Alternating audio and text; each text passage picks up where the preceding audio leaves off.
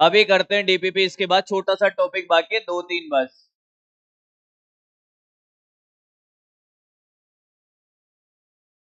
तरलों में प्रसार, formula based question इनके पूछे जा सकते, बात नहीं रहे अब। और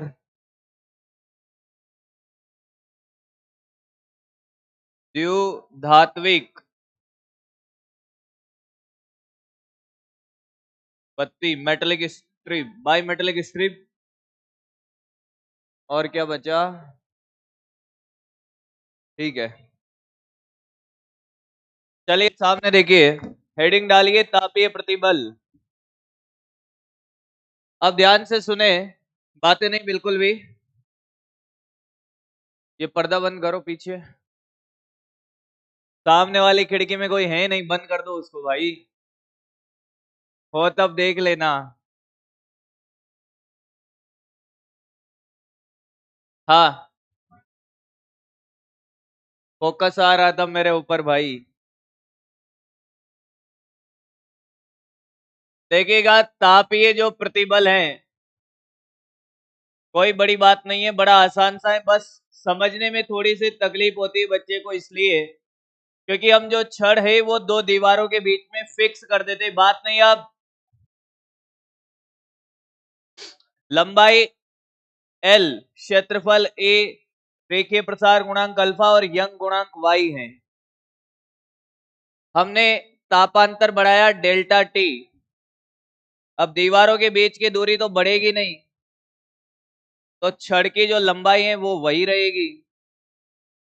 तो इसको सोचने का तरीका आपका थोड़ा अलग होगा। क्या अलग होगा कि साहब इसको ऐसे फिक्स किया गया है कि मुड़ भी नहीं सकती है, इस तरीके से इसको फिक्स किया गया है। तो अगर हम मुड़ नहीं सकती मतलब बेंड भी तो हो जाएगी, ऊपर भी ईंटें वींटें लगा दी है, मतलब ऐसे फिक्स हैं। तो हमें ऐसा नजर आता है कि साहब लंबाई क्या है, वही है, प्रारंभिक लंबाई भी वही है और अंतिम लंबाई भी वही है।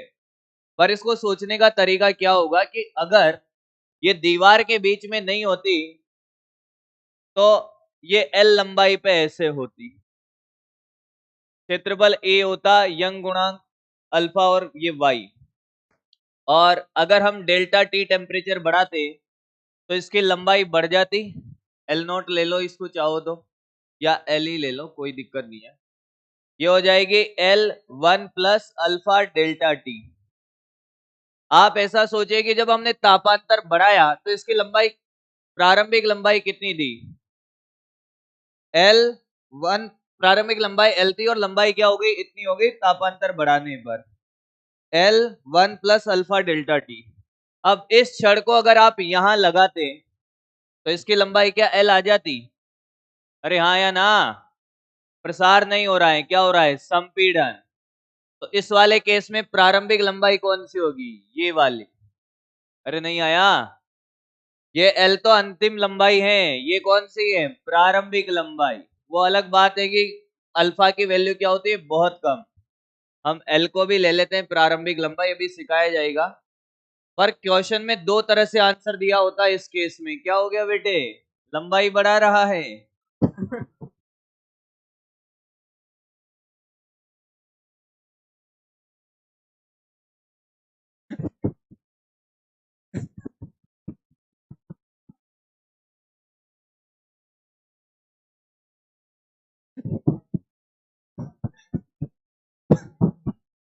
मार मत खा लेना रे।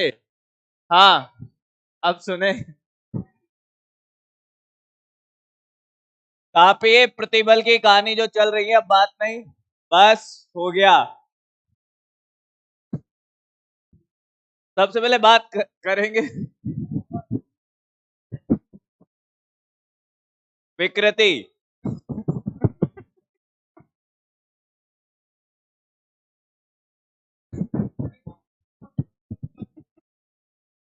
अरे तेरे को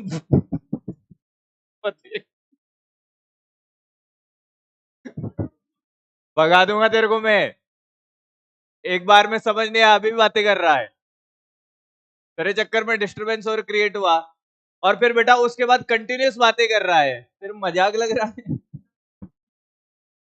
हाँ देखिए इधर, लंबाई में परिवर्तन अपॉन प्रारंभिक लंबाई, बात नहीं करिएगा। लंबाई में परिवर्तन कितना होगा? प्रारंभिक लंबाई इसकी क्या होगी अब? L into 1 plus alpha delta T, क्योंकि दीवार में उसमें संपीड़न हो रहा है। दीवार नहीं होती तो उसकी प्रारंभिक लंबाई क्या होती है हमारे लिए? L 1 plus alpha delta T. Clear है? तो ये तो है 1 प्लस अल्फा डेल्टा टी, ये प्रारंभिक है। और अंतिम कितनी है दीवार के अंदर जब ये गई तो L हो गई। तो लंबाई में परिवर्तन बोल, L माइनस दिस। अरे नहीं आया? अंतिम लंबाई माइनस प्रारंभिक लंबाई, या ज्यादा में से कम को घटा दे, वो माइनस संपीड़न बताएगा। बोल क्या आएगी? L alpha delta T. ये आया क्या? डीएल कैसे निकालेगा? पूरा कर दे भाई, नहीं तो अभी दो चार परेशान हैं। माइनस एल, ये कट गया, ये डेल्टा टी है।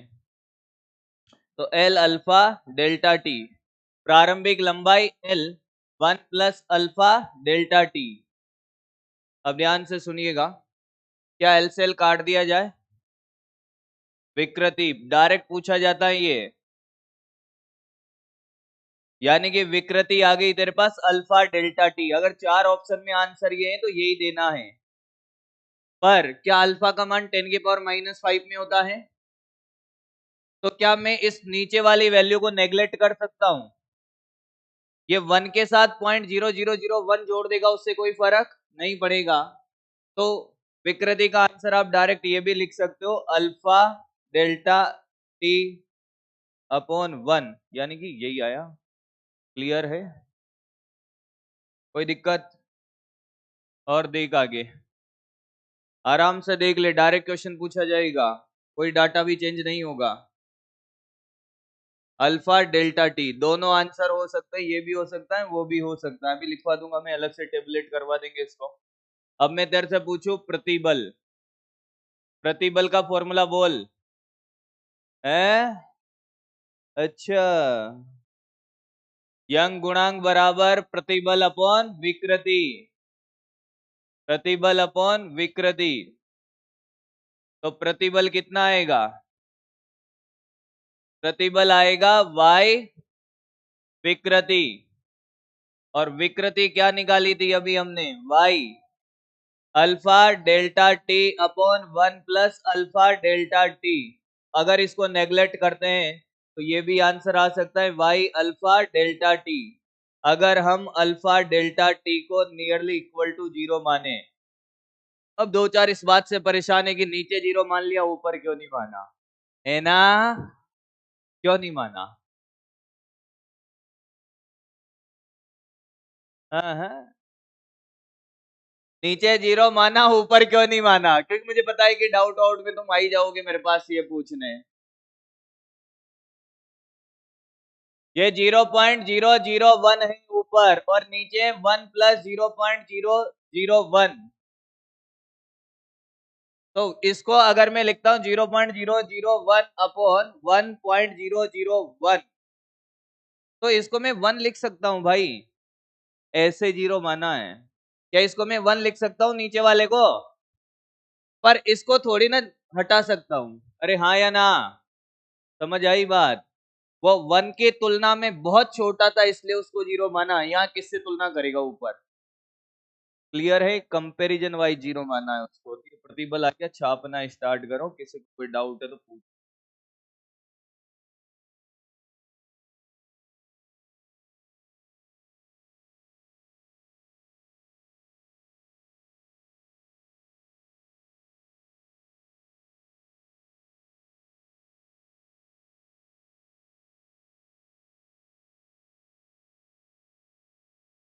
वो आंसर किस हिसाब से देना मैं टेबुलेट करा दूंगा। अगर आंसर नगण्य मान के नहीं दिया है तो डेल्टा टी कंसीडर करना है। 4 ऑप्शन होंगे, उनमें चारों आंसर होंगे। अभी मैं बताऊंगा, टेबुलेट करा दूंगा, टेंशन वाले, पहले एक बार छाप लो। एक बार और कि साहब, एक छड़ है हमारे पास, तो एक दीवार पे ऐसे रखी हुई है, और जैसे हम ताप बढ़ाएंगे तो इस छड़ की लंबाई बढ़ेगी। छड़ की लंबाई बढ़ेगी तो दीवार लंबाई बढ़ने नहीं देगी, तो दीवार इसको क्या करेगी? बल लगाएगी ना, मतलब संपीड़न कर रही होगी। तो क्या आएगा, कोई चीज को दबाते तो उसमें क्या आता है, प्रतिबल, तो प्रतिबल आएगा तो विकृति भी आएगी। अब इसको कैसे सोचना है कि अगर दीवार नहीं होती तो ये छड़ ऐसे पड़ी होती, और ताप बढ़ाने पे इसकी लंबाई क्या हो जाती, L इंटू 1 + α∆T, उसी ताप पर जिसपे दीवार में फंसी हुई है। तो अगर दीवार नहीं होती तो इसकी लंबाई क्या होती, ज्यादा बढ़ जाती ना, पर दीवार ने उस लंबाई को बढ़ने नहीं दिया। तो मतलब पहले लंबाई क्या थी, L इंटू 1 + α∆T, दीवार में रखने से वो लंबाई क्या हो गई, संपीड़ित हो गई। समझ आया? तो क्या हुआ, लंबाई में परिवर्तन अपन प्रारंभिक लंबाई को, क्या प्रारंभिक लंबाई कौन सी लेंगे, जो उसी ताप पर बिना दीवार के थी, L इंटू 1 + α∆T, इसलिए ऐसा लिया। क्योंकि दीवार में ही रखोगे तो दोनों लंबाइयां तो बराबर ही हैं। दीवार के बाहर तो ये होता खेल, और दीवार में रखने से लंबाई घटी, संपीड़न हो रहा है। तो प्रारंभिक लंबाई वो है, और लंबाई में परिवर्तन क्या है, इसमें से ये घटा दो। तो विकृति का फॉर्मूला जो तुम्हें सिखाया, डेल्टा एल बाई एल होता है, डेल्टा एल उसमें से घटाने पे ये आया, और एल ये रही, काटा पीटा आंसर। अब ये तो क्या, ये तो हमने माना है कि ये बहुत छोटा है, तो आंसर इस फॉर्मेट में भी हो सकता है, इसमें भी हो सकता है। अभी मैं लिखा दूंगा, टेबलेट करा दूंगा इसको, पहले एक बार डिराइव कर लो कि कब कौन सा आंसर देना है, वो भी बता दूंगा। और फिर प्रतिबल आ गया तो यंग गुणांक के, सॉरी विकृति आ गई तो यंग गुणांक के फॉर्मूले से विकृति, सॉरी प्रतिबल निकाल लेंगे।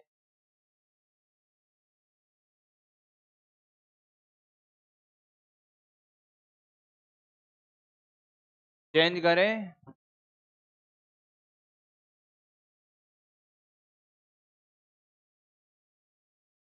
वापस हम कल से मैकेनिक्स जैसी कहानियां सीखने वाले हैं, मतलब ये हीट का सेक्शन कंप्लीट हो जाएगा आज। अच्छा मुझे एक बात बताइए, हाइड्रोजन गैस आवर्त सारणी कितने जनों ने डिटेल में पढ़ी है, बढ़िया से, लग ही नहीं रहा मेरे को। जो एक कल क्वेश्चन चल रहा था ना, हाइड्रोजन गैस एक परमाणु को होती है कि द्विपरमाणु परमाणु, पर वो ताप के साथ बदलती है शायद। मैंने एक आध केमिस्ट्री वाले टीचरों से तो कंसल्ट किया है, पर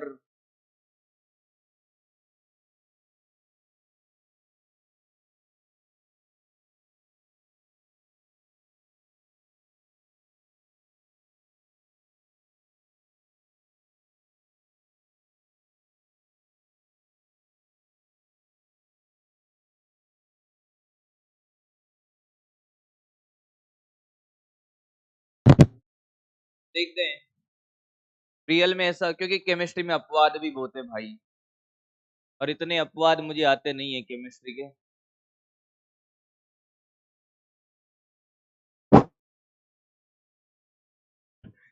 केमिस्ट्री की छोड़ो, क्लास की बात करो आप। क्लास में कितने अपवाद है। अरे कब करोगे तुम यार। अच्छा चेंज कर दिया था मैंने पहले, यहाँ से यहाँ। बेटा तेरे को बहुत मजा आ रहा है, ये जंगल में छोड़ के आऊं तेरे को मैं, मेरे को बताएं कि तू कौन है। मजाक नहीं कर रहा हूं, मेरे को याद है शकल भी, और तेरा नाम भी याद है, क्योंकि मैंने पता कर लिया कि तू कौन है, जो भी है। और तू सीधा 7 दिनों के लिए जाएगा मेरी क्लास से, और 7 दिन बाद जब आएगा तो तेरा एसएचएम उड़ जाएगा, फिर तो उसके बाद मेरी क्लास में कभी नहीं बैठ पाएगा, क्योंकि तुझे समझ में कुछ आएगा नहीं। एसएचएम समझ नहीं आया तो वेव पूरा समझ नहीं आएगा, वेव में कम से कम 10 लेक्चर जाएंगे, यानी कि तेरा एक आधा महीना चला जाएगा, फिर तो तू फिजिक्स पढ़ेगा ही नहीं। इसलिए मत कर, मजाक मजाक में ज्यादा मजाक हो जाएगी। हो गया क्या?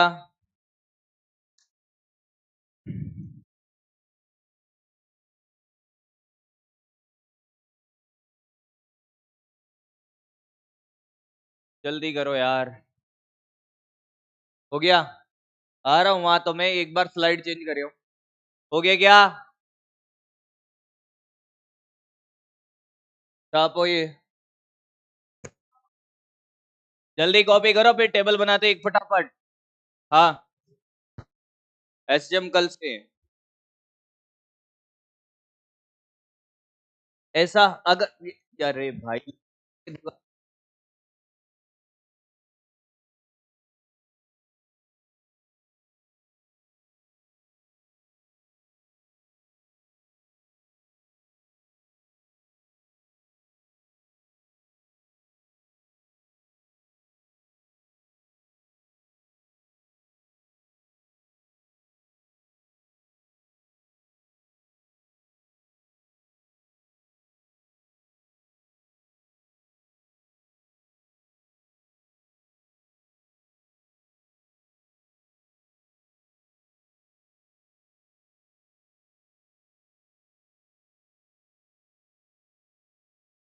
हाँ हो गया।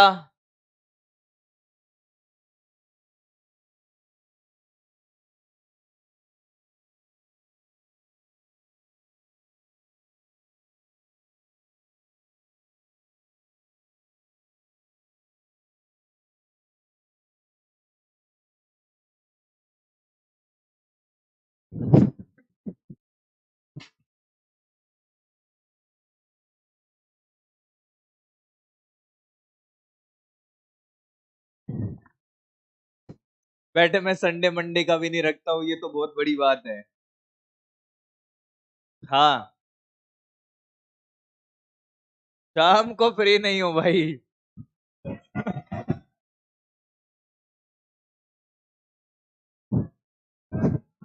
है कितना मजा आ रहा है इनको, है ना। हाँ सिर्फ क्लास को एंजॉय करिएगा, हरकतें मत किया करो, बाकी तो मैं बंद करा दूंगा तुम्हारी हरकतें। अब ऐसे एंजॉय कर सकते हो, हरकतें करते हो तब मुझे बड़ा बुरा लगता है भाई। देखे इधर क्या, अगर हम विकृति की बात करें तो विकृति हो जाएगा बेटा alpha delta T upon 1 plus alpha delta T. ठीक है, और अगर इसको नेगलेक्ट मानता है ये अल्फा डेल्टा टी को नगण्य, तो आंसर ऐसा भी दिया हो सकता है, क्या, अल्फा डेल्टा टी। अब चार ऑप्शन में दोनों आंसर हैं, तो आपको आंसर कौन सा टिक करना है, पहला वाला। बस सिंपल सी बात ये और कुछ भी नहीं है। बना ले साथ साथ। अब क्या देख रहा है, प्रतिबल, तो इसको y से गुणा कर देंगे, वहां क्या ही फर्क पड़ेगा, alpha delta T upon 1 plus alpha delta T. नगण्य माना है तो y alpha delta T.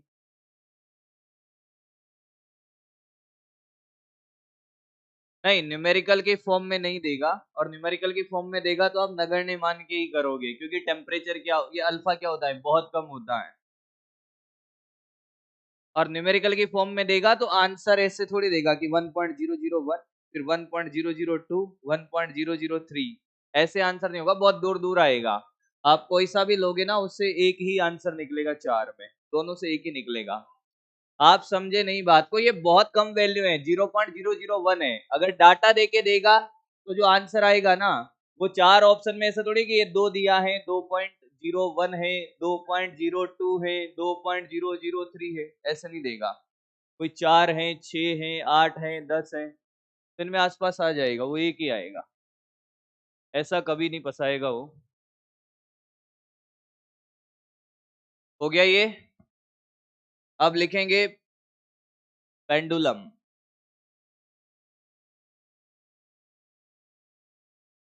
Pendulum वैसे तुम्हें एसएचएम में पढ़ाया जाएगा, पर आता है इतना मुझे पता है, अब बहुत हो गया, वहां पढ़ाया जाएगा, जो यहाँ है वो यहीं पढ़ेंगे। एक पेंडुलम है जिसमें एक मेटेलिक छड़ लगी हुई है, और यहाँ पे एक एम द्रव्यमान का टुकड़ा है, मतलब गोला है, एल लंबाई, और अगर ये सरल आवर्त गति करता है तो इसका आवर्तकाल क्या होगा, ये धातु की छड़ है, द्रव्यमानहीन मान सकते हैं इसको हम, क्योंकि जब हम आवर्तकाल का फॉर्मूला लिखेंगे तब हम रस्सी लेके लिखते थे, और रस्सी का द्रव्यमान हम नगण्य मानते थे, तो वह द्रव्यमानहीन छड़ है ऐसा कुछ मानकर फॉर्मूला तो वही रहेगा साहब, आवर्तकाल का क्या, 2t 4 पाई लोटा बटे गिलास। अरे हाँ, देख 2 से गुणा कर, 2t, 4 पाई, और ये लोटा बटे गिलास। हाँ, अब सुने, ताप बढ़ाने पर क्या छड़ की लंबाई बढ़ेगी? ध्यान से सुनना, बहुत लॉजिकल क्वेश्चन पूछने वाला हूं। ताप बढ़ाने पे छड़ की लंबाई बढ़ेगी कि नहीं? भाई बढ़ेगी, रेखीय प्रसार गुणांक का क्या सोच रहे हो इतना? ताप बढ़ाने पे छड़ की लंबाई बढ़ेगी, तो ताप में आंशिक परिवर्तन क्या होगा? ताप में नहीं, समय में। टी टेम्परेचर नहीं है, समय। समय में आंशिक परिवर्तन कैसे निकालते हैं भाई? समय में आंशिक परिवर्तन क्या करेगा? क्या तुम्हें ये आता है? क्या इसको ऐसे लिख दिया जाए, 2 पाई एल की पावर 1/2 जी की पावर 1/2 माइनस का त्रुटि से निकालना आता है? क्या dt बाई dt ही निकालना है मुझे? आंशिक परिवर्तन यही होता है क्या? अरे जो त्रुटि होती है वही तो आंशिक परिवर्तन है। प्रतिशत परिवर्तन बोल लो, आंशिक परिवर्तन बोल लो, आपकी इच्छा हो जो बोल लो। ऐसी बातें हम बहुत बार कर चुके हैं। अब एक बात बताओ, क्या ताप बढ़ाने के पे जी का मान बदलता है? गर्मी के दिनों में हम हल्के हो जाते हैं क्या? और सर्दी के दिनों में हम भारी हो जाते हैं क्या? ऐसा तो नहीं है ना? चलो भाई, बहुत बढ़िया। जी का मान नहीं बदलता, तो t बराबर 2 पाई एल की पावर 1/2 जी की पावर -1/2। क्या ऐसे लिख सकता हूँ, dt बाई टी, इसका कुछ भी नहीं है, ये पावर आगे आई, और ये dl बाई एल, ये भी नियत, ये भी नियत, ऐसे ही करते थे। ये dl बाई एल क्या होता था? अरे बोल, dl by L alpha delta T, याद है? डी बाई ए याद है? बीटा डेल्टा टी भूल गए सब, DV by V gamma delta T. तो ये आ गया साहब, डी टी बाई टी बराबर 1/2 अल्फा डेल्टा टी। अल्फा ही आएगा ना? अब मुझे एक बात बताइए, ताप बढ़ाएंगे तो घड़ी तेज चलेगी, ये जो पेंडुलम क्लॉक है ये तेज होगी या सुस्त हो जाएगी, धीरे हो जाएगी? है? दो ऑप्शन है आपके पास, इसीलिए कह रहा था कि दिमाग का क्वेश्चन है। अब यही समझ नहीं आएगा कि घड़ी ताप बढ़ाने पर तेज या फास्ट या स्लो?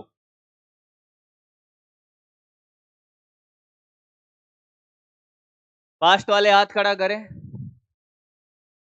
तेज वाले। ताप बढ़ाने पे पेंडुलम घड़ी तेज चलेगी या स्लो? तेज हो जाएगी या सुस्त हो जाएगी? अब ये समझ नहीं आ रहा है तेज और सुस्त कैसे होती है। सर्दी में, वाह, सर्दी में टाइम कम हो जाता है, मतलब पूरी दुनिया का टाइम ये पेंडुलम कंट्रोल करती है क्या? ये लॉजिक नहीं है भाई, सुनिएगा। पहले तो ये बताइए, ताप बढ़ाने पे समय बढ़ेगा कि घटेगा? ताप बढ़ाने पे लंबाई बढ़ेगी, समय भी, समय बढ़ेगा। ये कौन सा समय? एक दोलन का समय। एक दोलन में लगा समय ही आवर्तकाल है, तो समय बढ़ेगा, तो एक दोलन में लगने वाला समय बढ़ जाएगा, तो क्या घड़ी धीरे चलने लग जाएगी? अरे हाँ या ना? पहले एक दोलन में वो 2 सेकंड लेती थी, अब एक दोलन में कितना ले रही है? 3 सेकंड, तो घड़ी तो धीरे चलने लग गई ना। यही सिखा रहा था। अब पता नहीं चल रहा कि क्या हो रहा है, ये समझ आया? ताप बढ़ाने पे एक दोलन का समय बढ़ेगा, तो जो काम पहले वो 2 सेकंड में कर रही थी, सेकंड पेंडुलम का जो टाइम पीरियड होता है वो 2 सेकंड होता है। ऐसा नहीं है 1 सेकंड बढ़ गया, बहुत कम बढ़ता है, क्योंकि लंबाई भी ऐसा नहीं है कि 1 मीटर बढ़ गई है ताप बढ़ते ही 0.00 में बढ़ती है, तो 2.01 सेकंड बढ़ गया मान लो। तो घड़ी जो काम वो 2 सेकंड में कर रही थी एक दोलन, वो अब किस में कर रही है? एक्चुअली मैं बताता हूँ पेंडुलम क्लॉक कैसे चलती है। ये होती है आपके सेकंड वाली सुई, और नीचे होता है ये पेंडुलम। जब ये पेंडुलम ऐसा मैकेनिज्म होता है कि जैसे ये एक आधा दोलन इधर चलता है और आधा दोलन इधर चलता है, आधा दोलन जैसे ही चला तो ये इसको ऐसे टकराता है, ये एक बार टिक किया, फिर जब एक बार और आता है तो मैकेनिज्म होता है कि एक बार और टकराता है उसी आधे दोलन में। तो एक दोलन में कितनी बार टकराता है वो? 2 बार। तो उसका टाइम पीरियड क्या होता है? 2 सेकेंड। तो सेकेंड वाली सुई कितनी बार आगे की सकती है? 2 सेकेंड। पर सोचो कि अगर वो कितने, एक दोलन में 2 सेकेंड का समय बता रही थी, तो एक दोलन में उसको कितना समय लग रहा था? 2 सेकेंड। अब आपने लंबाई बढ़ाई तो समय बढ़ गया दोलन का, तो बताना तो उसको 2 सेकेंड चाहिए था, पर वो 2 सेकेंड बताने में कितना टाइम ले रही है? अब ज्यादा टाइम ले रही होगी क्योंकि दोलन का समय बढ़ गया, तो घड़ी तो धीरे हो गई ना। जो काम वो 2 सेकेंड में कर रही थी वो 3 सेकेंड में करने लग गई, तो घड़ी तो हमारे लिए धीरे चल रही ना, एक्चुअल टाइम तो फास्ट है। अरे आया क्या? हाँ बोल, ऐसे मत देखा कर, बोल। वो बेटा वो पेंडुलम क्लॉक नहीं है, पहली बात वो बेवकूफ बनाया जाता है, उसके पीछे मशीन लगी होती है, उससे चलता है वो पेंडुलम। पेंडुलम क्लॉक नेचुरल होती है जिसमें 1 मीटर लंबी छड़ होती है। हॉलीवुड में कोई मूवी देखी हो, उसमें लगी हुई थी। जो तुम्हारे घरों में पेंडुलम क्लॉक लगी हुई है वो बेवकूफ बनाने वाली है, उसके पीछे मशीन होती है, उसकी वजह से घूमती है वो घंटी। पेंडुलम क्लॉक नेचुरल होती है जो चलती है। चलो आ जाओ, यहां तक ही कहानी में कोई डाउट? अरे कोई डाउट है? छापो।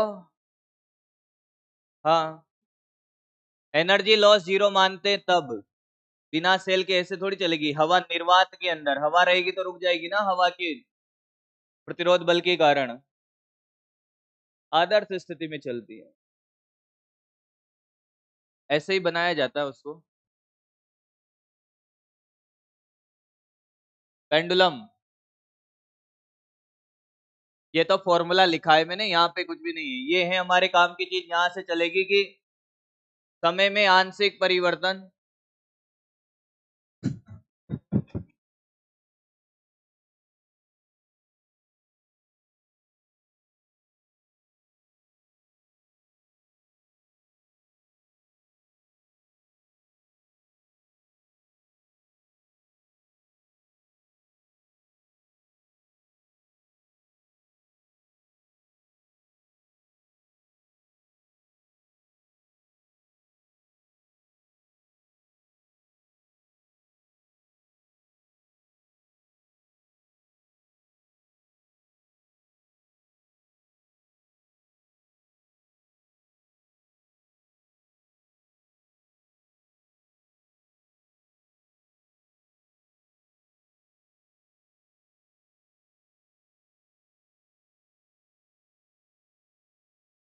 हो गया?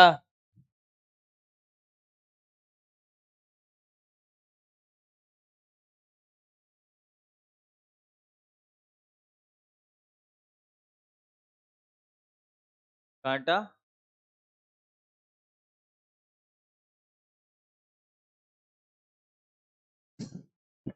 अरे गधा, एसएचएम में सिखाऊंगा भाई, मैं सोच रहा था इसको पढ़ाऊं नहीं, सरल आवर्त गति में पढ़ाऊं। टूटी? नहीं आया भाई, वो ट्रिक लिखी हुई थी, तुम नहीं समझोगे, तुम यही यही इसी को रटो तुम।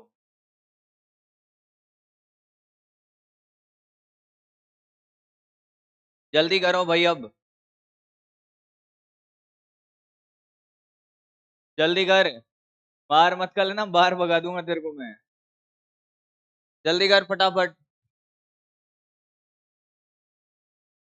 फिर लिखेंगे इसमें, ताप बढ़ाने पर आवर्तकाल बढ़ेगा और घड़ी सुस्त हो जाएगी।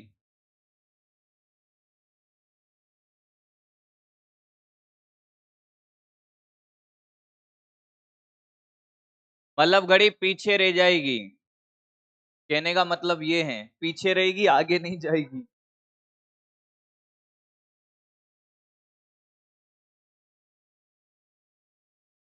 हाँ, कहाँ देखा तूने मेरे को? कहाँ पे?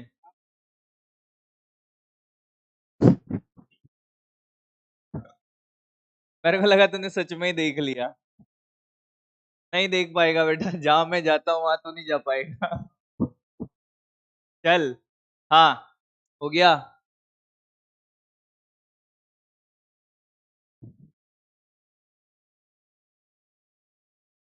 क्लास लग रही है 5। अब तुम्हारी क्लास के बाद मेरी रेगुलर क्लास है।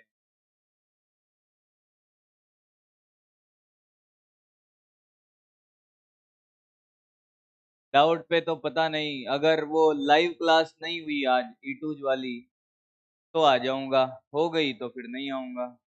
आज वेनसडे है ना, अभी तक तो मेरे पास इंफॉर्मेशन नहीं आई। हो गया क्या ये? एक क्वेश्चन करते हैं। क्या? अरे त्रुटि निकालनी आती है।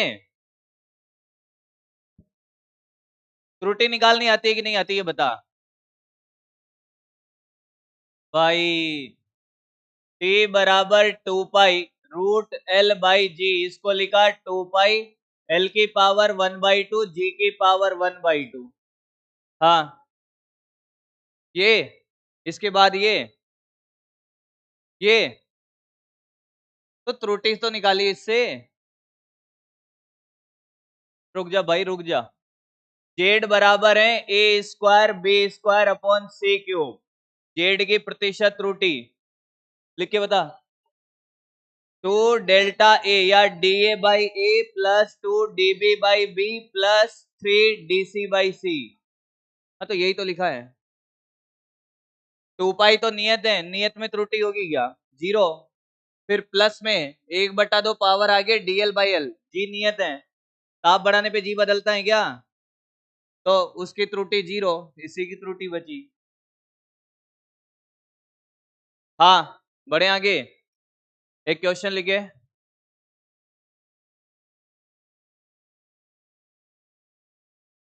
किसी पेंडुलम के लिए,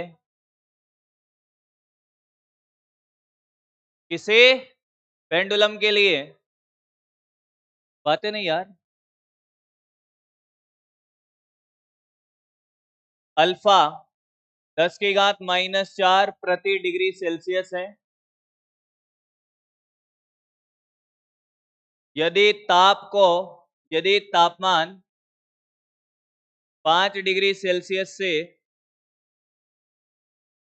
55 डिग्री सेल्सियस तक बढ़ाया जाए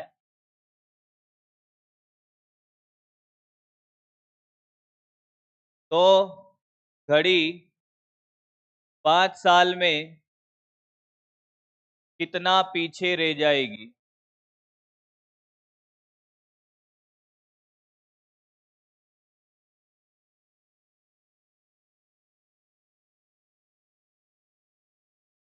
कर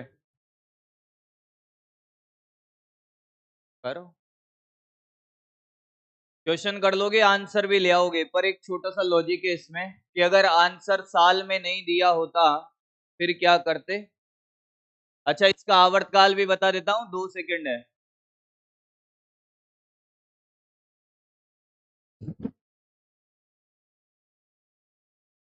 आवर्तकाल 2 सेकंड है।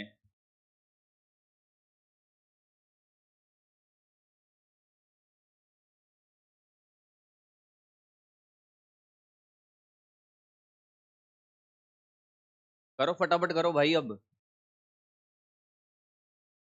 समय निकल रहा है।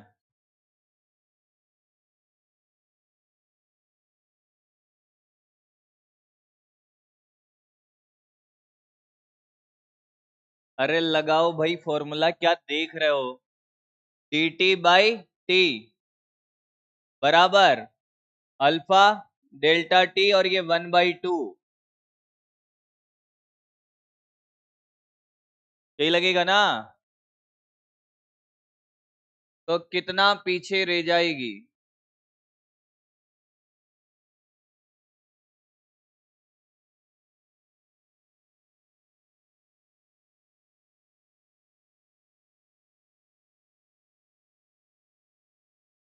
एक बटा दो अल्फा 10⁻⁻⁴ dt कितना है डेल्टा टी? 50। कितना आया? 2.5 25, यानी कि 2.5 इंटू 10⁻³ ये आया dt/t।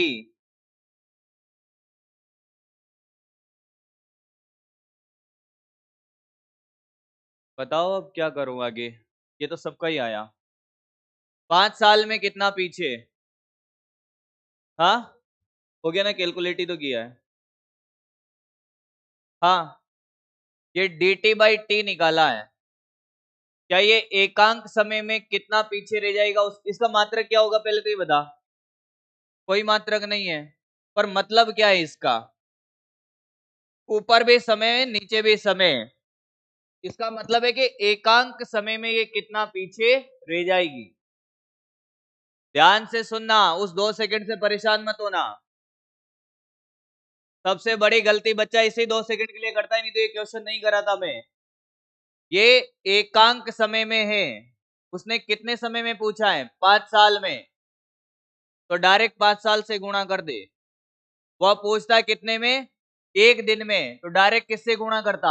1 दिन से। वह पूछता है कितने में? 24 घंटे में, तो डायरेक्ट किससे गुणा करता? 24 घंटे से। इस 2 सेकंड से परेशान मत होना। इसका क्या मतलब है? एकांक समय में कितना इसका समय बदलेगा। dt/t का क्या मतलब है? एकांक समय में परिवर्तन। अब वो एकांक समय 2 सेकंड नहीं है। अगर 5 साल बोला है तो वो साल में है, दिन में बोला है तो वो 1 दिन में परिवर्तन है, और अगर वो 24 घंटे बोला है तो वो 24 घंटे में परिवर्तन है। कहानी समझ आई है? खत्म। क्या कि dt आ जाएगा आपका कितना? 2.5 इंटू 10⁻³ इंटू 5 ये साल। आंसर 5 साल से गुणा कर दिया, खत्म। अब सुन, अब इसे क्वेश्चन में अगर आंसर पूछा तो 5 साल में था, पर आंसर किस में दिया होता? दिन में। किस में दिया होता? तो इन 5 साल में कितने दिन होते हैं, क्या करता? एक साल में कितना? 365। क्या 365 से गुणा कर देता? अगर आंसर इसी क्वेश्चन में किस में दिया होता? घंटे में, तो फिर 5 साल में कितना घंटे होता है उसमें निकाल लेता। आया क्या? एक बार और देखिए, अगर ये क्वेश्चन पूछा होता, बात नहीं रे, कि 1 दिन में कितना पीछे रह जाएगी, तो आंसर यहाँ क्या आता? 1 दिन आ जाता, बस यही आंसर है। अब 4 ऑप्शन में आंसर दिया होता है कि घंटे में, कि इतना ही घंटे, इतना घंटा है, मतलब कि यहाँ पे तो कितना है? दिन है, तो 24 से गुणा कर देता। या फिर आंसर सेकंड में दिया होता तो 1 दिन में कितना सेकंड होता है? 24 इंटू 60 इंटू 60, ये होता है 86,400। 1 दिन में कितना सेकंड होता है? रट ले। नहीं पता तो मैं रटवा दूंगा अभी, इसको तो 5 साल का खेल ही करते हैं, बातें मत कर। इंटू 5 साल कर देना, पूरा लिखता हूं। 2.5 इंटू 10⁻³ इंटू 5 साल। देख, 1 दिन में कितना सेकंड, ये बहुत काम आएगा अपने आगे भी। या तो कैलकुलेट करता रहे जीवन भर, या फिर 24 इंटू 60 इंटू 60, 24 इंटू 3600 मल्टीप्लाई कर दो। 86,411 है ना सेकंड। लिख ले इसको, लिख लेना, मतलब छाप ही है। बातें मत कर, ये सारे क्वेश्चन डायरेक्ट पूछे जा सकते हैं, सिर्फ डाटा चेंज होगा। ये 5 साल में, हाँ साल है तो साल में, अगर क्वेश्चन में साल पूछा है तो साल का चेंज होगा, दिन का पूछा है तो दिन का होगा। वो 2 सेकंड से कोई लेना देना नहीं है, वो एकांक समय का है। वो एकांक समय 1 दिन हो सकता है, 1 साल हो सकता है, 1 घंटा हो सकता है। वो पूछता है कि घड़ी 1 घंटे में कितना पीछे रह जाएगी, यहाँ 1 घंटा लिखा होता है, इससे कोई लेना देना नहीं है। पेंडुलम का आवर्तकाल 2 सेकंड होता है, इसलिए कंफ्यूज करने के लिए था वो, बस क्योंकि ये तो एकांक समय में परिवर्तन है ना, तो यहाँ तो 5 साल की बातें हो रही है, साल में बातें हो रही है। लिखो, वो भी लिख लो, 1 दिन में कितना सेकंड होता है। या तो मल्टीप्लाई करते रहना या फिर रट ले।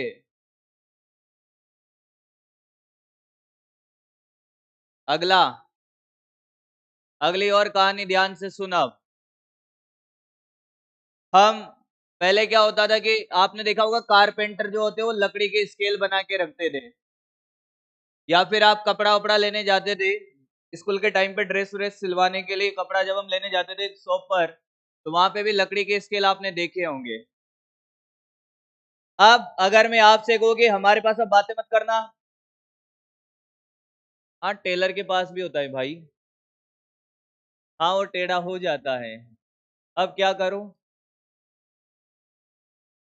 कोई बात नहीं बेटे, अब यहाँ कॉन्सेंट्रेट कर, बात मत कर अब।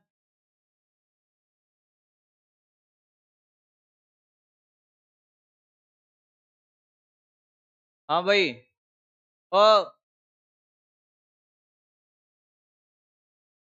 मोबाइल निकाल के बिठाए, पढ़ ले भाई। ये समझ नहीं आएंगे ये टॉपिक कि किसका आयतन प्रसार गुणांक ज्यादा है, किसका अल्फा ज्यादा है, ये सब यहाँ से चलेंगे। अभी थोड़ी देर में फॉर्मूला लिख दूंगा, डेरिवेशन है नहीं, आपको समझ आया तो फॉर्मूला समझ आएगा, इन फॉर्मूलों का डेरिवेशन मिलेगा नहीं, अभी कहीं नहीं मिलेगा, है ही नहीं, डेफिनेशन से फॉर्मूले बने वो। ये वुडन स्केल है लकड़ी का, यहां से हमने एक लंबाई मेजर करी यहां तक की, बात मत करना अब। यानी कि ये ऑब्जेक्ट है, छड़, ये धातु की छड़ है।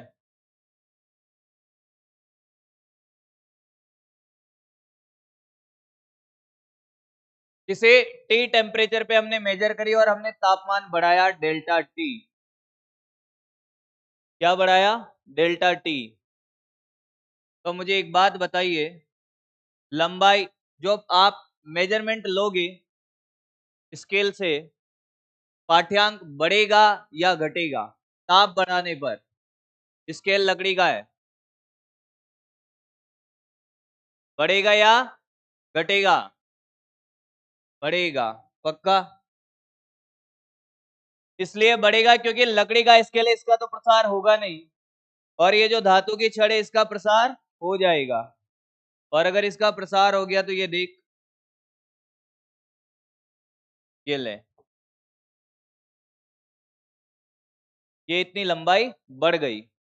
यानी कि जो आपने नए तापमान पे जो मेजरमेंट लिया, एल मापन नया, वो क्या हो जाएगा कि अगर ये एल नॉट है तो ये कितना आएगा? L nought one plus alpha object, वस्तु जो भी आप ले रहे हो, वस्तु, इंटू क्या?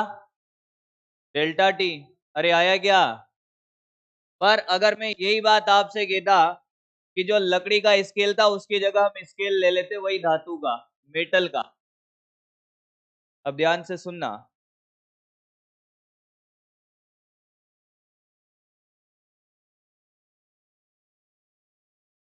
और दोनों स्टील की है, ये भी स्टील का स्केल है और ये भी स्टील की है, ये वस्तु है और वो स्केल है, ये टी टेम्परेचर पे, और जैसे ही हमने टेम्परेचर बढ़ाया, सीखता रहे, नहीं तो अभी ऐसा निपटेगा कि पता ही नहीं चलेगा अगर तूने इधर उधर ध्यान दिया तो।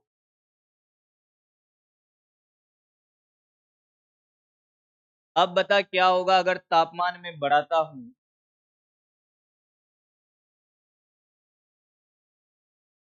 मैंने तापमान बढ़ाया डेल्टा टी,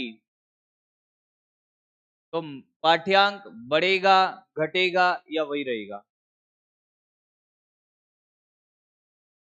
हाँ भाई, वही रहेगा ना, क्योंकि जितनी लंबाई इस स्केल की बढ़ेगी उतनी लंबाई इसकी भी बढ़ेगी। वो अलग बात है कि लंबाई बढ़ेगी, पर पाठ्यांक में कोई अंतर। कहानी क्लियर हुई? तो कैसे लिखूंगा एल मापांक, एल मापन?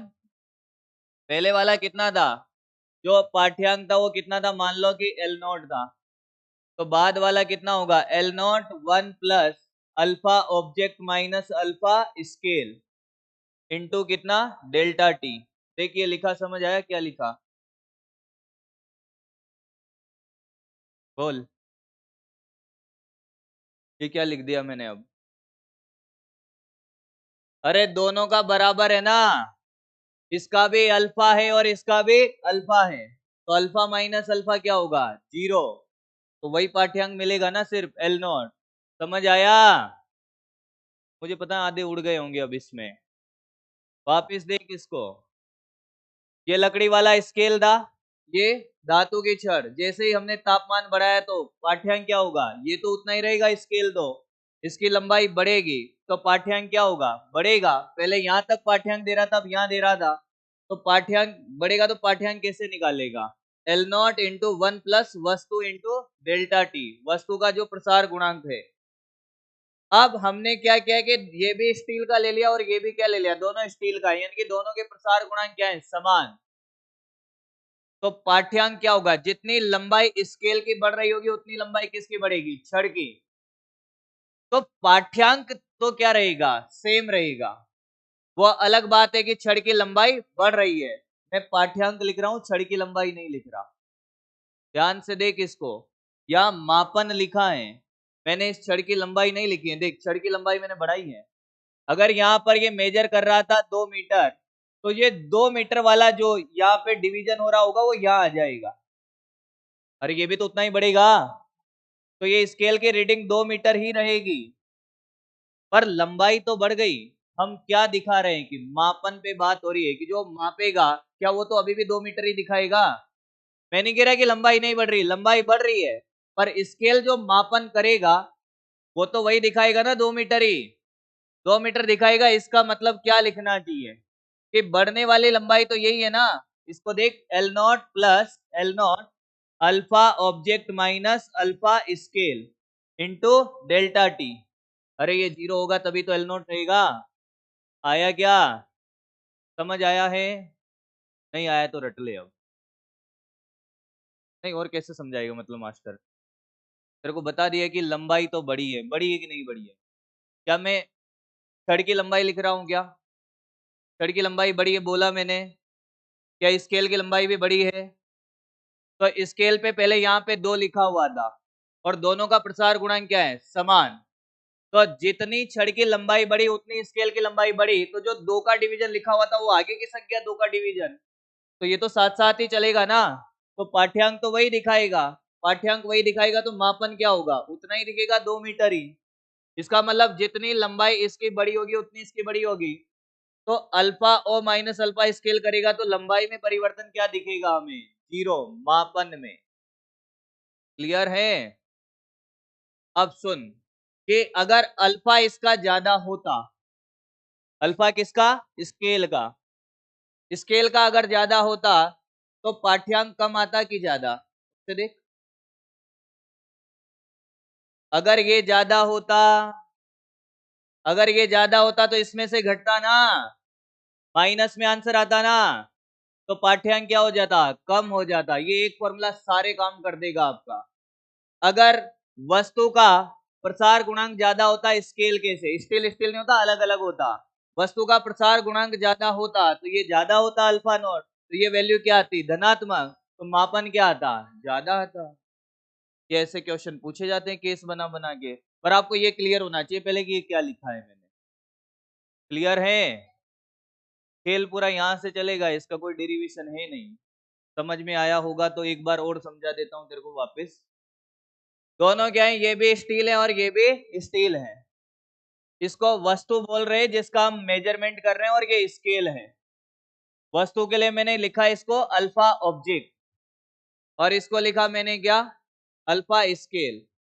अब मैं आपसे कहूं कि साहब टी तापमान है और डेल्टा टी तापमान जैसे ही हमने बढ़ाया तो दोनों की लंबाई बढ़ेगी, पर अगर दोनों स्टील है लंबाई तो दोनों की बढ़ेगी, और पहले ये 2 मीटर था तो ये 2 मीटर वाला डिवीजन किसके आगे आ जाएगा, और जितना ये आगे किसकेगा उतना ही तो ये आगे किसकेगा, क्योंकि दोनों का प्रसार गुणांक क्या है? समान। तो जो मापन आपको मिलेगा, मापन तो अभी भी 2 मीटर ही दिखा रहा होगा स्केल में, कितना दिखा रहा होगा? 2 मीटर। यानी कि जो लंबाई में, मापन की लंबाई में परिवर्तन है वो क्या आना चाहिए? 0। तो कैसे लिखेगा? लंबाई में परिवर्तन तो यही होता है ना, alpha delta T, L not alpha delta T. मतलब ये अल्फा की वजह से ही लंबाई बदलती है। तो ये डेल्टा अल्फा क्या होना चाहिए, 0, यानी कि alpha object minus alpha scale क्या हो, अगर बराबर है तो ये क्या आ जाएगा, 0। तो वही मापन दिखेगा हमें, ये मापन लिखा है। कहानी क्लियर है? अब आपसे कोई कह दे कि साहब अल्फा वस्तु ज्यादा है अल्फा स्केल से, तो बोल क्या होगा, मापन बढ़ेगा। और अगर अल्फा स्केल ज्यादा है अल्फा वस्तु से, तो मापन घटेगा। क्लियर है? छोटे छोटे क्वेश्चन है, पूछे जा सकते हैं आपसे। कोई डाउट किसी को? कैसा भी, बस एक टॉपिक और बचा हुआ है, इसको छापे, अभी ये तो लिखा दूंगा मैं बोल बोल के। हाँ,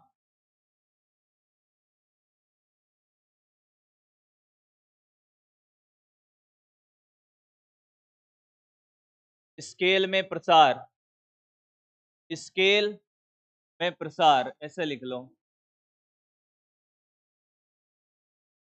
ये एग्जाम्पल लिखो, ये लकड़ी का स्केल और धातु की छड़ है। मुझे लगता है आज यही होगा।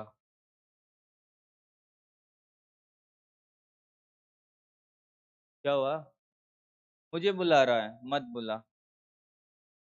आ जाऊंगा मैं। चिल्लाएगा तो आऊंगा नहीं।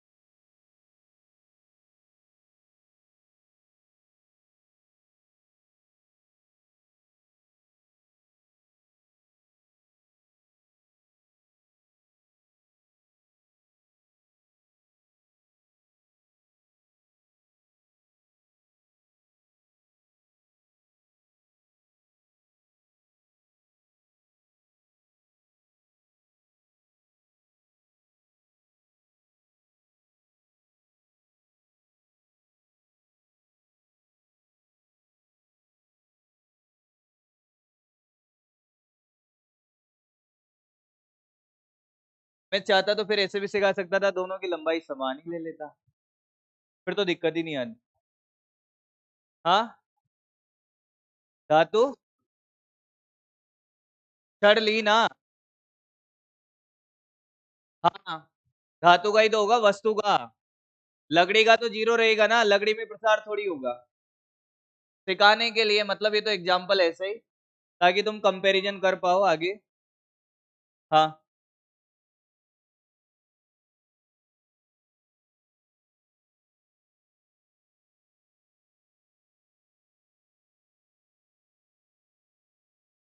हाँ, एक बालक के, एक क्वेश्चन एक और आ गया जो उसने पूछा था कि सर आप ये कह रहे हो कि इसका ये हो गया कि पहले बताओ, मैं क्लियर करता हूं आपका डाउट, कोई बात नहीं। ये कह रहा है कि साहब इस छड़ की लंबाई, प्रारंभिक लंबाई ज्यादा है, स्केल की ज्यादा और छड़ की कम है, तो जो लंबाई में परिवर्तन होगा वो आपने सिखाया था कि this is proportional L not, proportional alpha और डी टी। पर अल्फा को अगर आप ध्यान से देखो, ये delta L upon L not D T, यही है ना। ये कह रहा है कि जिसकी लंबाई ज्यादा उसमें प्रसार भी क्या होना चाहिए, ज्यादा। वो एक डेफिनेशन का पार्ट था कि अलग अलग वस्तुओं में जब आप कंपेयर करते हो, यहाँ पे पहली बात तो दोनों वस्तुएं क्या है, समान है, दोनों स्टील की है, इस एल नॉट पे डिपेंड नहीं करता है। अगर वस्तुएं समान हो तो। जैसे प्रतिरोध की बात करें, R बराबर V बाई आई भी होता है और R बराबर रो एल बाई ई भी होता है। ऐसे ही मैं बात करूं, ये तो प्रतिरोध हो गया। ऐसे एक और चीज होती थी इसमें, धारिता, Q बराबर CV, तो C बराबर Q बाई V, और इसका फॉर्मूला होता था A epsilon not by D। प्रतिरोध क्या वोल्टेज पे निर्भर करता है? नहीं, फॉर्मूले से तो कर रहा है ना। करंट पे निर्भर करता है? नहीं करता। किसी नदी में डैम बना हुआ है, पानी हो नहीं हो, उस डैम की पानी को रोकने की क्षमता तो वही रहेगी ना। अरे हाँ या ना? वो निर्भर करेगा उसकी लंबाई पे, उसकी चौड़ाई पे, क्षेत्रफल पे। ऐसा ही सेम खेल यहाँ पर है कि ये अल्फा अगर समान है तो फिर उसको इस लंबाई वंबाई से कोई लेना देना नहीं है। क्लियर है? समझ आया? आई थिंक समझ गए हो गया। ऐसे ये जो धारिता है Q बाई V होता है, धारिता Q और V पे निर्भर नहीं करती, ए एप्सिलॉन नॉट और माध्यम पे निर्भर करती है। हमेशा फॉर्मूले से चीजें नहीं चलती है। फॉर्मूला तो एक डेफिनेशन का पार्ट होता है, बना दिया जाता है। प्रतिरोध प्रतिरोध सिखाऊंगा तब बताएंगे ये लिखे, ये मैं लिखाऊंगा, आप तो बस ये ढंग से लिख लेना कि ये आपको समझ आना चाहिए। ये बना दो,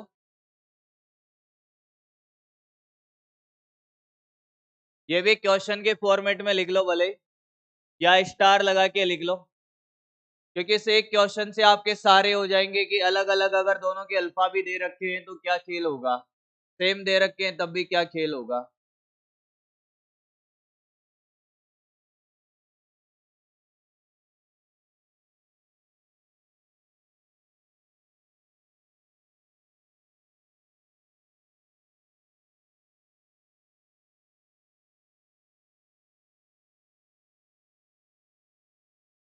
और फिर भी किसी को लगता है कि लंबाई का खेल है, तो मैं क्या करता हूं, मैं स्केल को भी सेम लंबाई का ही दे देता हूं। ले,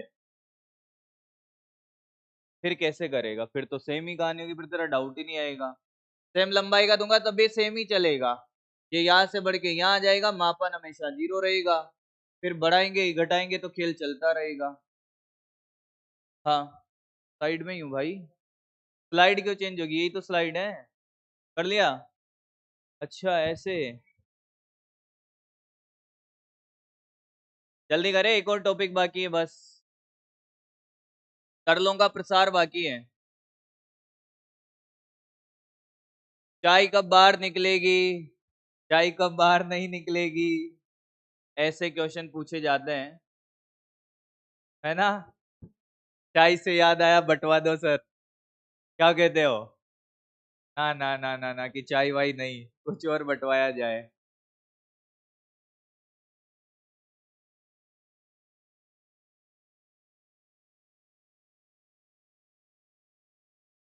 क्या बंटवा दे? नमक बंटवा दे? ये एक ही लिखा हुआ है ना, दोनों एक ही है वो। कोई भी एक फॉर्मूला कॉपी कर लेना, सेम ही लिखा हुआ है वो।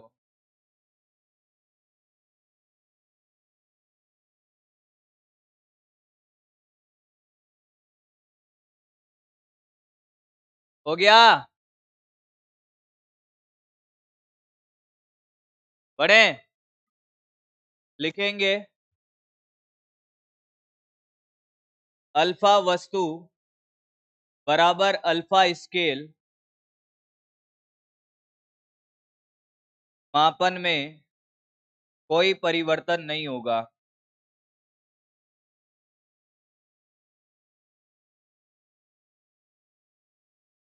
कोई परिवर्तन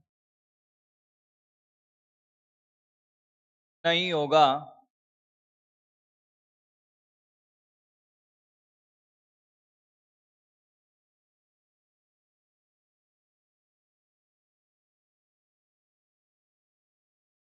दूसरा लिखेंगे, अल्फा वस्तु ग्रेटर देन अल्फा स्केल, मापन बढ़ेगा। अल्फा वस्तु ज्यादा है तो ये ज्यादा लंबाई बढ़ेगी तो मापन बढ़ेगा, और अगर अल्फा स्केल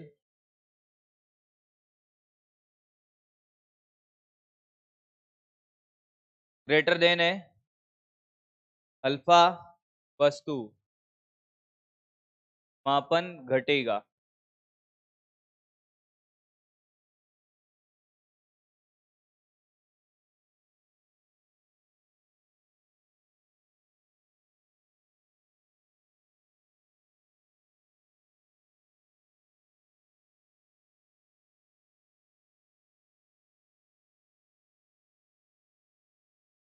पढ़े, हेडिंग डालो, तरलों में प्रसार, लास्ट।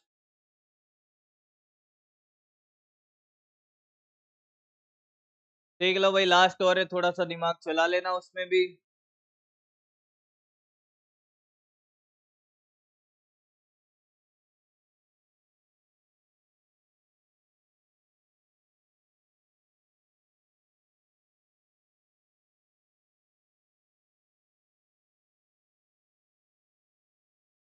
रात का टाइमिंग फिक्स कर रहा है कि चेहरा दिखाने कब आना है।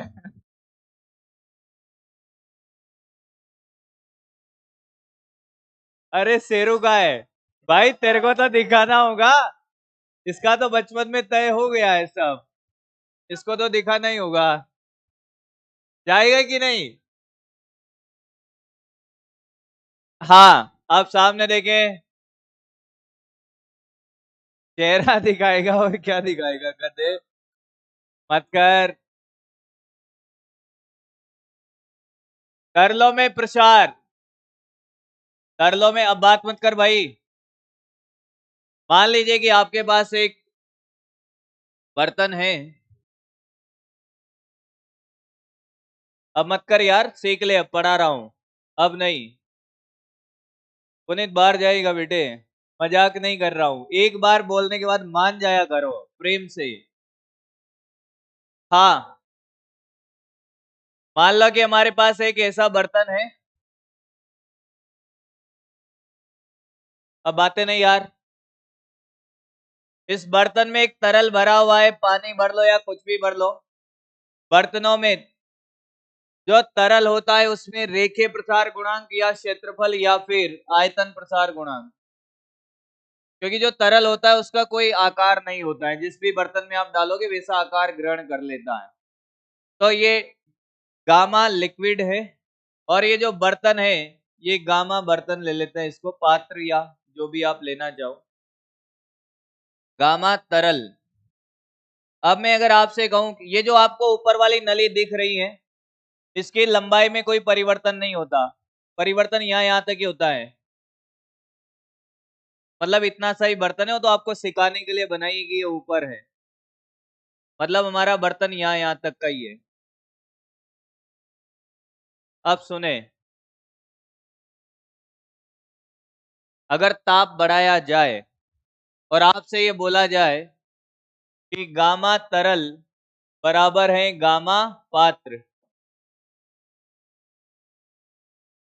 तो जो स्तर है तरल का वो ऊपर जाएगा, नीचे जाएगा, या वही रहेगा? क्योंकि जितना बर्तन फैलेगा उतना ही कौन फैलेगा, तरल फैलेगा, तो कोई परिवर्तन, no change in level of water, क्या यार कदो। और मैं कहूं कि गामा पात्र अगर 0 है, दूसरा केस, पात्र का प्रसार कितना है, 0, तो लेवल बढ़ेगा या घटेगा? पात्र तो वही है, वो तो नहीं फैलेगा, पर तरल तो फैलेगा, तो लेवल बढ़ेगा, तो लेवल बढ़ेगा। बातें नहीं, पर मैंने कहा कि 0 नहीं है। अगर ये 0 नहीं है और आपसे ये कहा जाए कि गामा तरल ज्यादा है किससे, गामा पात्र से। जब गामा पात्र 0 था तो ये मान लो इतना ऊपर चढ़ गया, ये दूसरे वाले केस की बात कर रहा हूं इसकी। पर फिर हमने कहा कि पात्र का भी प्रसार होता है, तो लेवल ज्यादा बढ़ेगा। तीसरे वाले केस की अगर मैं बात करूं कि अब गामा पात्र 0 नहीं है, ऐसे लिख दे, ग्रेटर देन मत कर, गामा पात्र नॉट इक्वल टू 0। जब गामा पात्र 0 था तो तब लेवल इतना बड़ा, अब गामा पात्र 0 नहीं है, लेवल इससे ज्यादा बढ़ेगा कि कम बढ़ेगा? कम बढ़ेगा, पक्की बात है। बहुत बढ़िया, समझ आ रहा है मतलब। मान लो यहां तक बढ़ा, क्लियर है? तो आपसे यहां पूछा जाता है गामा आभासी। गामा आभासी जब दोनों का कुछ ना कुछ प्रसार होता है तो वो होगा गामा तरल माइनस गामा पात्र।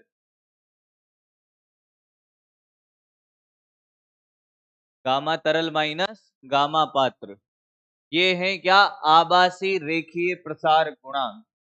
के अगर साहब ये दोनों बराबर होते तो लेवल क्या होता, नहीं बढ़ता। गामा पात्र क्या होता, 0, तो लेवल बढ़ता। पर गामा पात्र 0 नहीं होता तो उतना नहीं बढ़ता जितना बढ़ रहा है। तो फिर गामा को, गामा आभासी कैसे डिफाइन किया गया, जैसे सापेक्षिक डिफाइन करते हैं ना, वैसे रिलेटिव चलता है यहाँ। गामा तरल माइनस गामा पात्र। अब आपसे ये कह दे कि साहब अगर तरल का चाय बनाने के लिए जो बर्तन होने चाहिए उनका प्रसार गुणांक तरल के प्रसार गुणांक से कम होना चाहिए कि ज्यादा, सोच के बोलना। चाय बनानी है आपको, और चाय बनाने के लिए आपसे कहा जाए कि एक ऐसा बर्तन आप चूज करें जिसका कौन सा प्रसार गुणांक, आयतन प्रसार गुणांक चाय के आयतन प्रसार गुणांक से ज्यादा या कम? कम लोगे तो चाय बाहर निकल जाएगी ना। चाय ढोलनी है कि बनानी है? तो पात्र का प्रसार गुणांक ज्यादा होगा तो चाय कम निकलेगी। अरे हाँ या ना, समझ पा रहे हो ना? ऐसे छोटे छोटे क्वेश्चन आपसे पूछे जा सकते हैं, इसको छाप लो, चैप्टर कंप्लीट। बहुत दिनों बाद हुआ है भाई।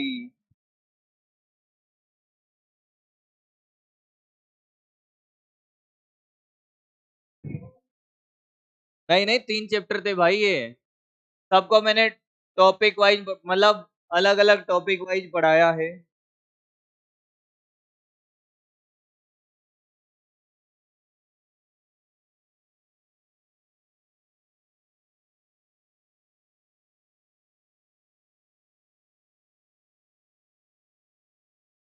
12 बजे तक है ना क्लास तो।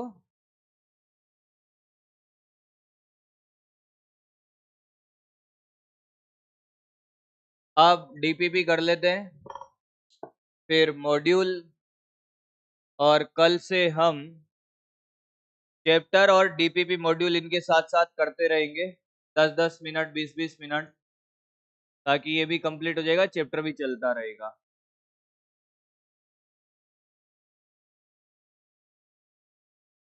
दिवाली की छुट्टियां कब से हैं?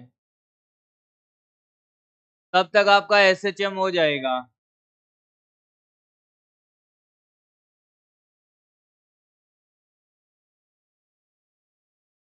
अब ध्यान से सुने भैया, एसएचएम में अगर कोई अब आना चाहे रेगुलर, जो एब्सेंट रहते हैं क्लास में, तो रेगुलर आइए, नहीं आना चाहे तो कोई दिक्कत है ही नहीं। और आना चाहे तो रेगुलर रहिएगा। एसएचएम आपको हो सकता है पहले डिफिकल्ट लगता हो, पर अब नहीं लगेगा। पढ़ने के बाद, मेरे से पढ़ने के बाद, मेरा भी फेवरेट है वो। हाँ, हो सकता है कि दूसरी जगह पे जहाँ पे भी पढ़ाया जा रहा हो बहुत डिफिकल्ट वे से पढ़ा हो, मैं तुम्हें सबसे आसान तरीकों से पढ़ाऊंगा। बहुत सारे तरीके उसको पढ़ाने के मेरे पास।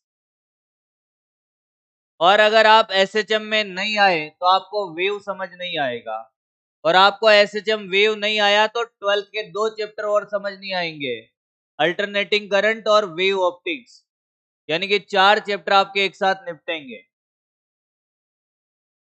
एसएचएम, वेव, वेव ऑप्टिक्स और सरल अल्टरनेटिंग करंट, प्रत्यावर्ती धारा, चारों चलते हैं ये एक लूप में।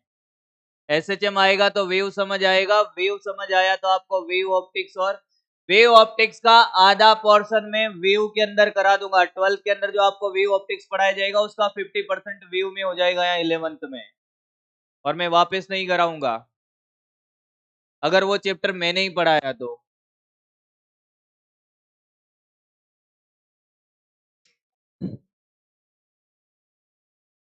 लाइए डीपीपी दीजिए, डीपीपी निकाल लीजिए अब। रहम नहीं भाई, मैं वैसे ही डाउट में टाइम नहीं दे पा रहा हूं तुम्हें यार। डीपीपी दो भाई, डीपीपी दे।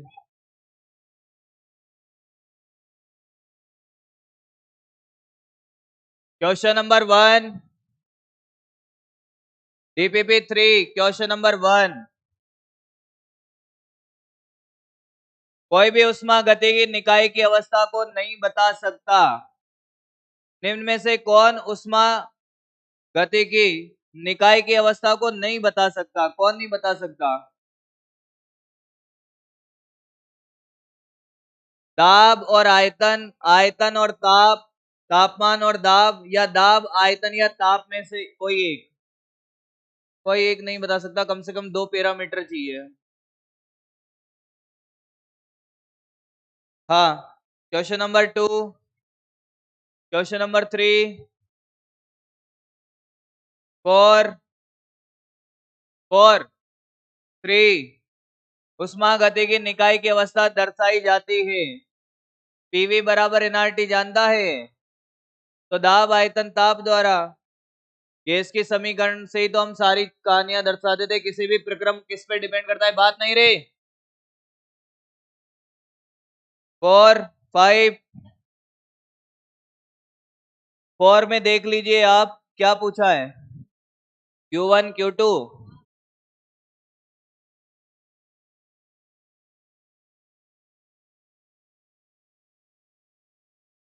3 विभिन्न प्रक्रम है ना, आंतरिक ऊर्जा सबकी समान है। आंतरिक ऊर्जा समान है तो जिसका कार्य ज्यादा उसकी उष्मा ज्यादा। चक्रीय प्रक्रम है ना भाई, ए से 1 से 3, ए से भी जाएगा तो आ जाएगा सबसे ज्यादा 3 की, फिर 2 की, फिर 1 की। Option A. 5, 6, 6 में ऑप्शन 3 आंसर है। जब निकाय को, जब किए गए कार्य की मात्रा कितनी है? डब्ल्यू है 333, आंतरिक ऊर्जा 167, तो डी क्यू हो जाएगा 333,167, 500, 6, 7।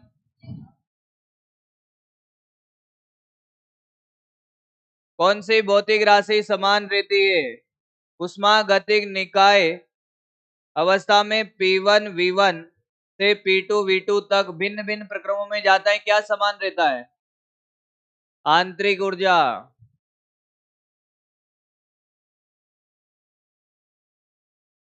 यहाँ गलत दिए हुए 2 ऑप्शन, एक में माइनस आएगा, दोनों सेम दे रखे ऑप्शन। कोई से में भी कर लो और बना लो आंसर, वही आंसर होगा।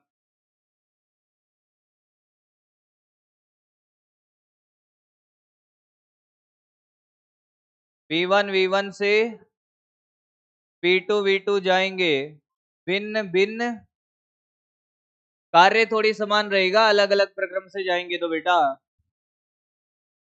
गलत दिया हुआ है। आंतरिक ऊर्जा में परिवर्तन समान रहता है, कार्य तो निर्भर करता है प्रक्रम पे। सब प्रक्रम का कार्य अलग अलग है। आंतरिक ऊर्जा तो समान रहेगी, किसी भी प्रक्रम से जाइए आप, नफरत बटे 2 ही था। हर प्रक्रम में देख लो एक ही फॉर्मूला लिखवाया है, क्योंकि एक बिंदु से दूसरे बिंदु पे जा रहे हैं, P1 V1 और P2 V2, तो वहां का तापमान यहाँ का जितना होगा दूसरे बिंदु का तापमान फिक्स रहेगा, ताप नियत रहेगा। किसी भी प्रक्रम से जाइए दोनों बिंदुओं का, तो आंतरिक ऊर्जा में परिवर्तन नियत रहेगा। 8, 9, एक उष्मागतिकी निकाय में कार्यरत पदार्थ गैस है, इसकी आंतरिक ऊर्जा किस रूप में रहती है? केवल गतिज ऊर्जा, स्थितिज ऊर्जा तो जीरो है। अरे सिखाया था स्टार्टिंग में ही, attraction force between two gas molecule is zero, तो पोटेंशियल एनर्जी जीरो। 10, 11, पानी का असामान्य व्यवहार हमारे कोर्स से हट गया है, पर देख लो कमरे के ताप पर जल बर्फ के से भाप में परिवर्तित नहीं होता, नहीं होता, तो नहीं होता, इसमें क्या है? जल का त्रिक बिंदु कमरे के ताप से बहुत अधिक होता है। त्रिक बिंदु कितना होता है जल का? लिखवाया था ना उस दिन। जल का त्रिक बिंदु ताप कमरे के ताप 273.16 लिखवाया था। तो कमरे का ताप कितना होता है? कमरे का ताप हम क्या लेते हैं? तो कम है कि ज्यादा है? त्रिक बिंदु तो हो गया 273.16 और कमरे का ताप हो गया 298। तो जल का त्रिक बिंदु ताप कमरे के ताप से बहुत अधिक होता है, कम होता है ना? ठीक है। 12 करेक्शन है इसके आंसर की में और कुछ कुछ में भी। 12 तो है भाई। सर्दी में मशीन के भाग जम जाते हैं, तो आपको उसमें करवाया था ना श्यानता में। मशीन के भागों को उपयोग में किए गए लुब्रिकेंट की श्यानता कम हो जाती है, बढ़ जाती है कम ताप पे। हाँ तो ये तो गलत हो गया ना।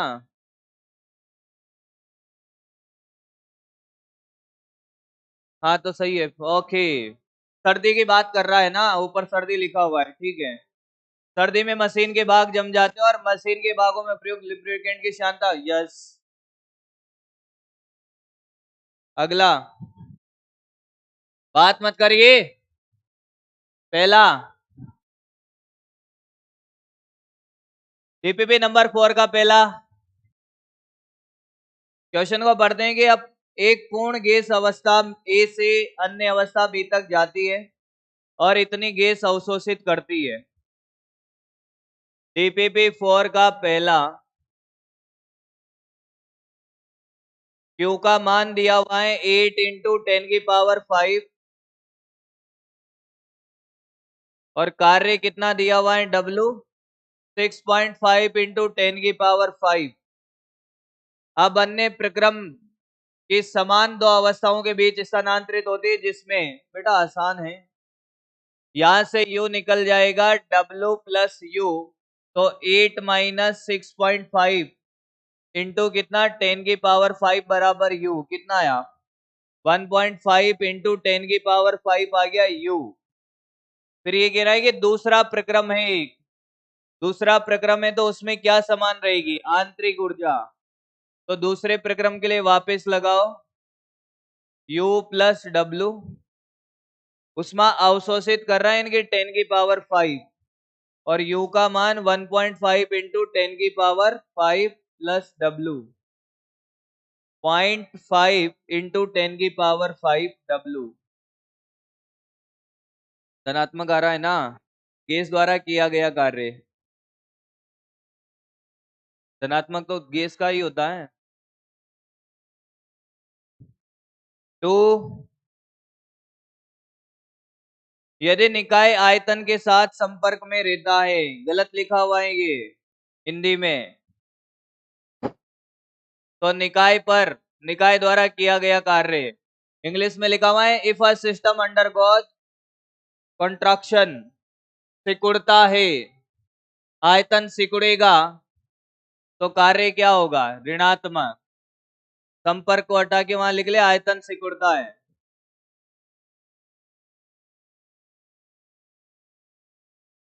मारो जाओ।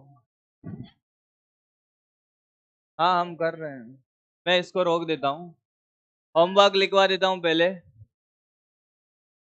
अपन कर लेंगे डिस्कस।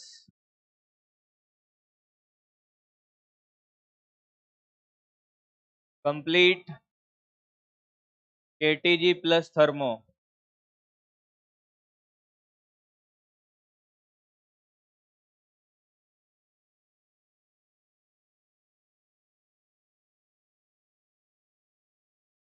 मार मत खा लेना तुम लोग अभी।